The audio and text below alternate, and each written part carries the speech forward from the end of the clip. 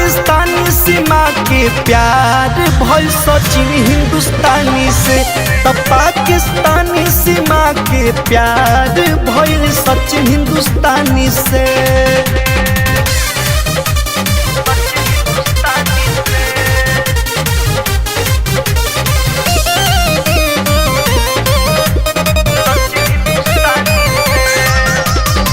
भले ही देश हो गई बटाई, प्यार ना बटाई हो।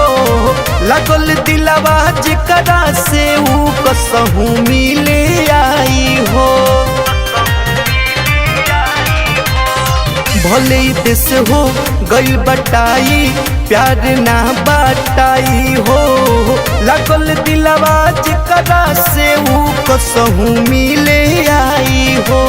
नया इतिहास हो गईल देखो प्रेम कहानी से। तब पाकिस्तानी सीमा के प्यार भइल सचिन हिंदुस्तानी से। तब पाकिस्तानी सीमा के प्यार भइल सचिन हिंदुस्तानी से।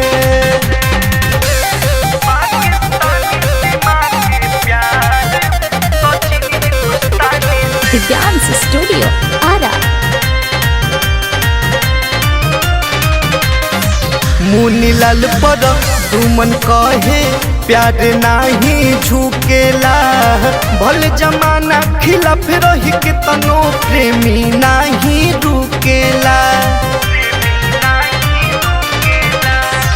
मुनीलाल पर दुमन कहे प्यार नाही झुकेला।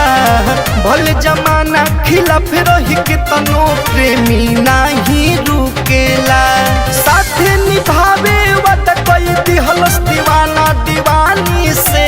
तब पाकिस्तानी सीमा के प्यार भइल सचिन हिंदुस्तानी से।